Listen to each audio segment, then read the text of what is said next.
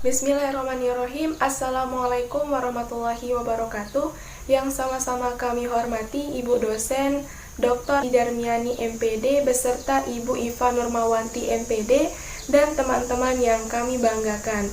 Perkenalkan, kami dari kelompok 5 akan mempresentasikan hasil diskusi kami terkait perkembangan sosial fase usia sekolah dasar. Sebelumnya saya akan memperkenalkan anggota kelompok. Saya Husnuniswati sebagai moderator. Saudari Asriani sebagai pemateri pertama akan menyampaikan materi terkait pengertian perkembangan sosial peserta didik. Saudari Aulia sebagai pemateri kedua akan menyampaikan materi terkait karakteristik perkembangan sosial peserta didik.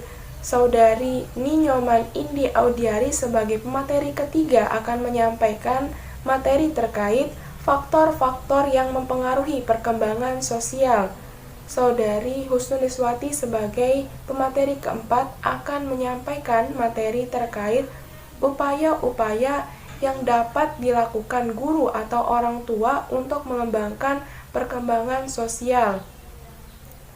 Saudari Anissa Rizky Aulia sebagai pemateri kelima akan menyampaikan materi terkait apa sih manfaat materi ini dipelajari ketika menjadi seorang guru. Baik teman-teman, untuk mengefisiensikan waktu, silakan untuk pemateri pertama kami persilahkan. Baik, terima kasih. Di sini saya akan menyampaikan materi tentang pengertian perkembangan sosial peserta didik. Langsung saja kita masuk pada materinya. Perkembangan sosial merupakan pencapaian kematangan dalam hubungan sosial. Perkembangan sosial anak sangat dipengaruhi oleh proses perlakuan atau norma-norma kehidupan bermasyarakat, serta mendorong dan memberikan contoh kepada anaknya bagaimana menerapkan norma-norma kelompok, moral dan tradisi, meleburkan diri menjadi satu kesatuan, dan saling berkomunikasi dan bekerja sama. Adapun pengertian perkembangan sosial peserta didik menurut para ahli yaitu sebagai berikut. Yang pertama, menurut Hurlock, perkembangan sosial adalah perolehan perilaku yang sesuai dengan tuntutan sosial menjadi orang yang mampu bermasyarakat, memerlukan 3 proses. Terus, masing-masing proses terpisah dan sangat berbeda satu sama yang lain, tapi saling berkaitan sehingga kegagalan dalam satu proses akan menurunkan kadar sosialisasi individu.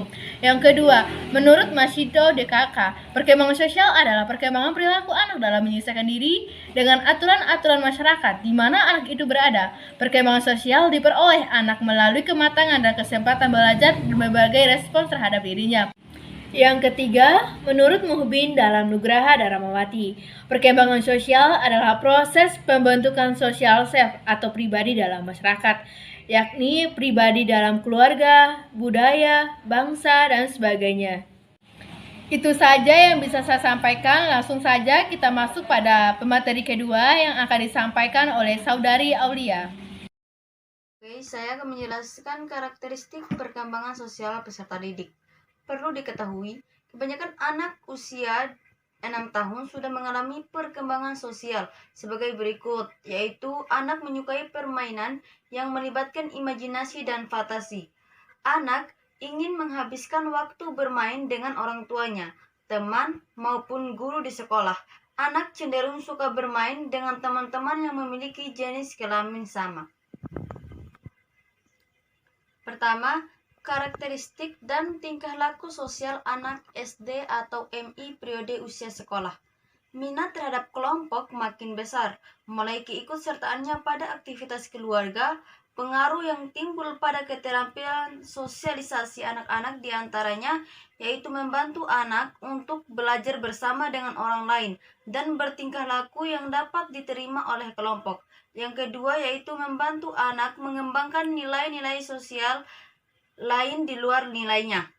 Yang ketiga yaitu membantu mengembangkan kepribadian yang mandiri dengan mendapatkan kepuasan emosional dari rasa berkawan. Menurut Hurlock, mengemukakan ada beberapa pola perilaku dalam situasi sosial pada awal masa anak-anak, yaitu kerjasama, persaingan, kemurahan hati, hasrat akan penerimaan sosial, simpati, empati, ketergantungan, sikap ramah, meniru, dan perilaku kedekatan. Dan menurut Steinberg tahun 1945 dan Hughes 1995 serta Piaget tahun 1996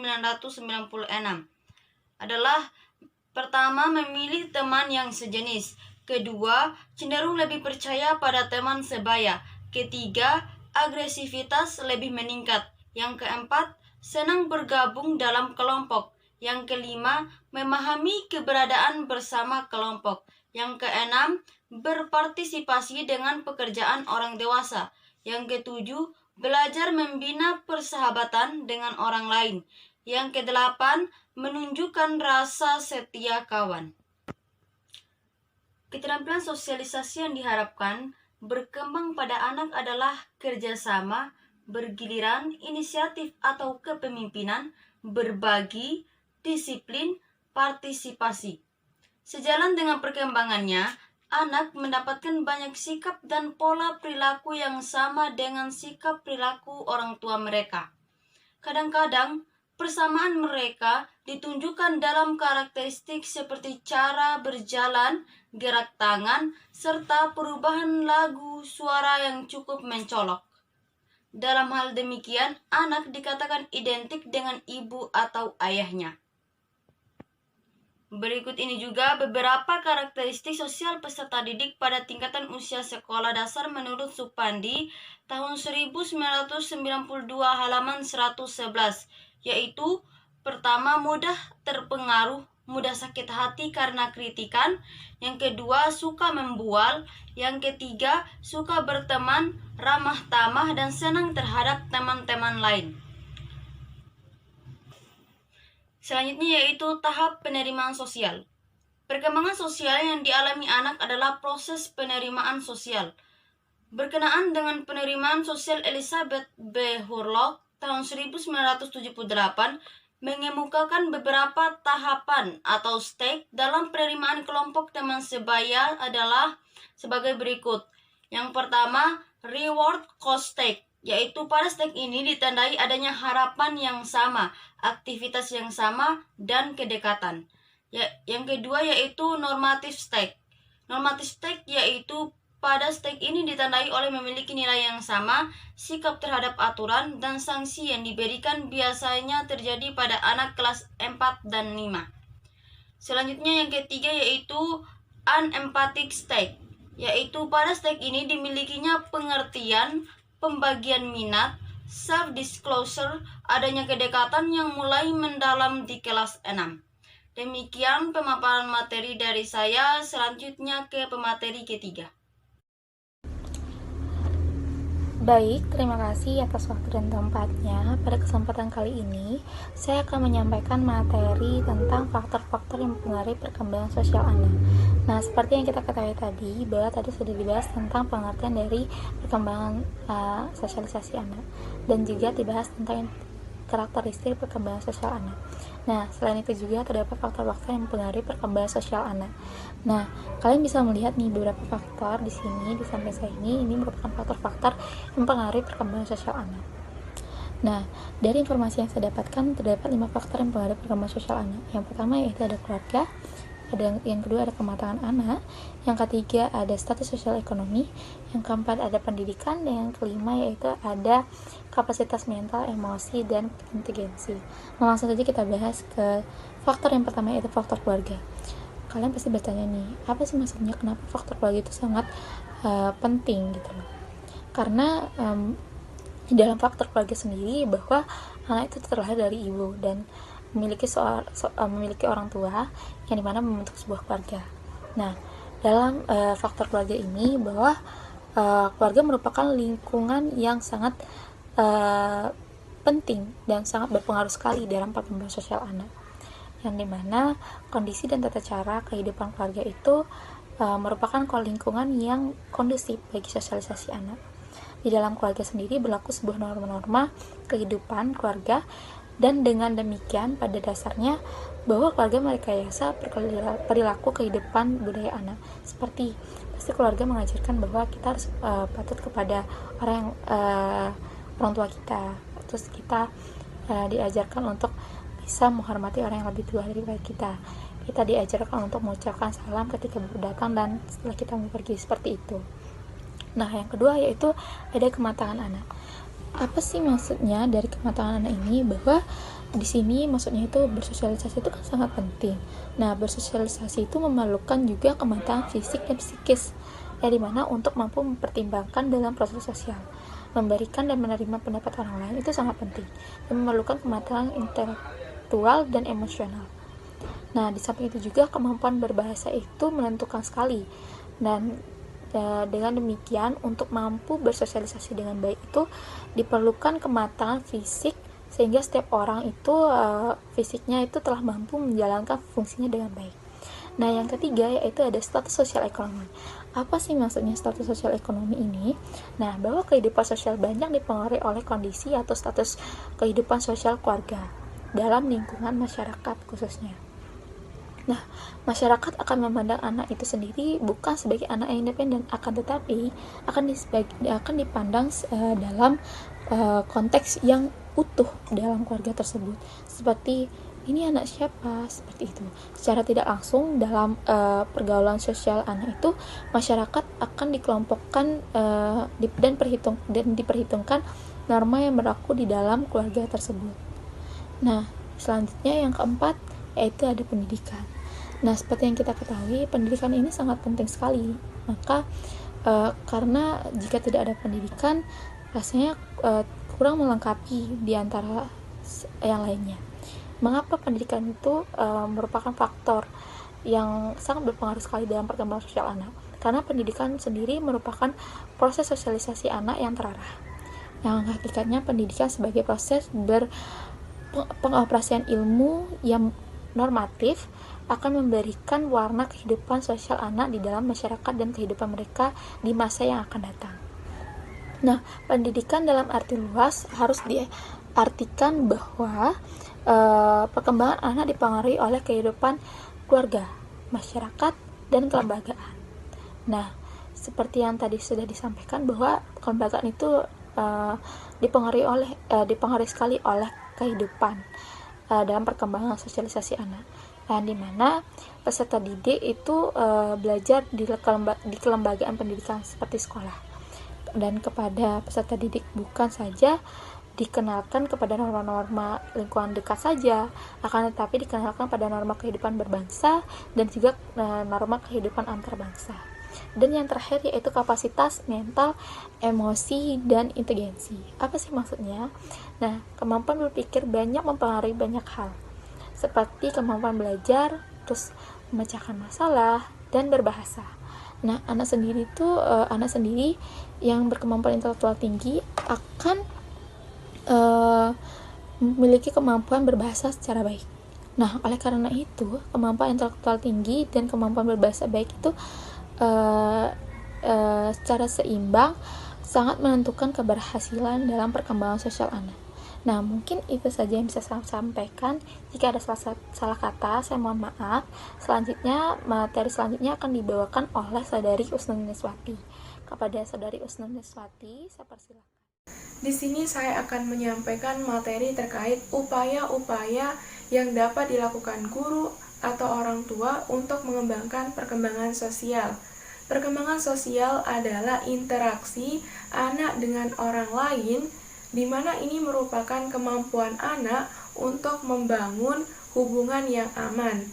Adapun upaya-upaya yang dapat dilakukan orang tua untuk mengembangkan perkembangan sosial, diantaranya yang pertama, menunjukkan kasih sayang kepada anak. Peran orang tua dalam perkembangan sosial anak salah satunya dapat dicapai dengan menunjukkan kasih sayang kepada anak. Orang tua yang segan menunjukkan kasih sayang kepada anak akan sangat membantu dalam perkembangan sosial anak. Anak akan mudah mengetahui bahwa dirinya disayang dan bahwa orang tuanya akan selalu ada untuk mendukungnya. Karena itu ia juga dapat tumbuh dan berkembang secara sosial dan emosional dengan baik. Kasih sayang orang tua yang ditunjukkan dengan jelas dan profesional akan mendorong tumbuhnya rasa aman kepada anak. Yang kedua, mendorong anak untuk mencoba hal baru. Keberanian untuk mencoba hal-hal baru bagi seorang anak perlu ditumbuhkan dengan dorongan orang tua.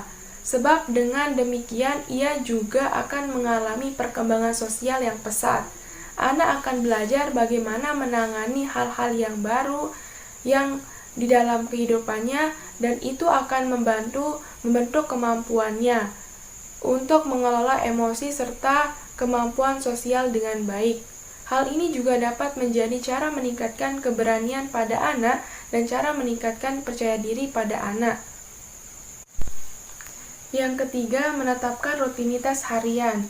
Perkembangan sosial anak juga akan terbentuk dengan adanya disiplin dari orang tua. Bentuk disiplin tersebut bisa berupa penerapan kegiatan harian anak di rumah dan tugas-tugas apa saja yang perlu dilakukan, semisalnya penentuan kapan waktu belajar, penentuan kapan waktu bermain, membersihkan kamar, membantu orang tua di rumah, dan lain sebagainya. Penentuan kegiatan rutin harian juga dapat menjadi cara meningkatkan fokus kepada anak. Yang keempat, memahami perasaan anak. Peran orang tua dalam perkembangan sosial anak terbantu dengan orang tua yang selalu berusaha memahami perasaan sang anak. Orang tua dapat memahami anak dengan cara menjadi pendengar yang baik dan memperluas perasaan empati terhadap anak. Pentingnya anak merasa dipahami agar anak merasa dekat dengan orang tua dan ia tahu bahwa orang tua adalah pihak yang dapat diandalkan dalam perkembangan sosial anak. Yang kelima, membangun rasa percaya anak. Anak dapat mengetahui apakah komunikasi yang mereka lakukan diterima dengan baik oleh orang tua atau tidak. Hal ini disebabkan karena insting mereka mulai terasah dan kemampuan belajarnya juga berkembang pesat. Bagaimana cara anak menerima informasi dari lingkungan sekitarnya akan mempengaruhi dan memicu respons emosional. Baik, terima kasih. Hanya itu pemaparan materi dari saya. Kurang dan lebihnya mohon maaf. Selanjutnya kita ke pemateri kelima yang akan disampaikan oleh saudari Anissa Rizky Aulia. Kepadanya dipersilakan. Kepada moderator yang telah mengizinkan saya untuk melanjutkan materinya. Manfaat seorang guru mempelajari perkembangan sosial peserta didik. Yang pertama, guru nanti dapat menentukan metode atau strategi pengajaran yang sesuai dengan tingkat kemampuan intelektual seorang peserta didik. Yang kedua, agar seorang guru dapat mengetahui kemampuan siswa dalam berinteraksi antara sesama siswa dan mengukur seberapa aktif siswa dalam bersosialisasi sehingga guru bisa memahami kondisi sosial dan kepribadian peserta didik. Yang ketiga, dengan mempelajari perkembangan sosial peserta didik, guru bisa memahami perbedaan atau perbandingan antara siswa baik dalam segi perilaku, sifat, dan emosional peserta didik. Sekian dari presentasi dari saya kembalikan kepada moderator. Baik, terima kasih kepada teman-teman yang sudah mendengarkan dan menonton video ini. Kami dari kelompok 5, mohon maaf jika ada kelebihan dan kekurangan. Sekian, wabillahi taufiq wal hidayah. Wassalamualaikum warahmatullahi wabarakatuh.